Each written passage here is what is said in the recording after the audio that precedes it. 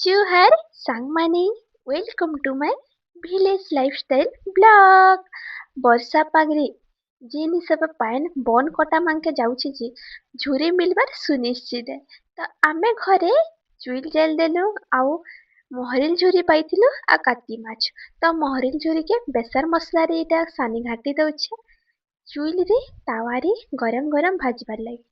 ଆରେ ଚୁଲିର ତୁନ ତ କାଣା କହିମି ଆପଣ ମାନେ ଜାଣୁଥିବେ କେତେ ସ୍ୱାଦ ଲାଗ୍ସି ଯେ। ତ ଏଇଟା ଫଟାଫଟ ଆମେ ବର୍ଷାର ମଜା ନେଇକରି ଚିଲରେ ତାୱା ବସେଇକରି ସୋରିଷ ତେଲ ଦେଇକରି ସାଙ୍ଗେ ସାଙ୍ଗ ବେସାର ମସଲା ସାନିକରି ମହରିଲ ଝୁରିକେ ବସେଇଦେଲି। ଆଉ ଏନ୍ତା ବସୁନ ବସୁନ ଏଇଟା ପୁରା ଫ୍ରେଶ ଝୁରି ଥିଲା ଆଉ ଫଟାଫଟ ଏଇଟା ବନିଗଲା। ଆଉ କାହା କାହାକେ ମହରିଲ ଝୁରି ପସନ୍ଦ ଯେ କମେଣ୍ଟ ବକ୍ସରେ ମତେ କହିବେ ହେଲା। ଆର ଆମର ସାଇଡ ତ 2-4 ଦିନ ହେଲା ବହୁତ ବର୍ଷା ହଉଛି ଆପଣଙ୍କର ସାଇଡ ବି ହଉଛି କେ କମେଣ୍ଟ ବକ୍ସରେ କମେଣ୍ଟ କରିବେ।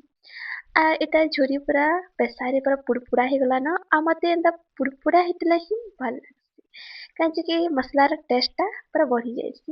ଆଉ ଇଆଡ଼େ କାଟି ମାକ୍ସକେ ତାୱାରେ ଟିକେ ଭାଜି ଦଉଛେ ଆର ସବୁକେ ମୁଇଁ କରବି ଭଜା ଝୋଲ ଆରେ ସବୁ ପୁରା ଟେଷ୍ଟି ଟେଷ୍ଟି ବନିଥିଲା ଦେଖୁନ୍ ଜଲ୍ଦି ଜଲ୍ଦି ବନେଇଦେଲି।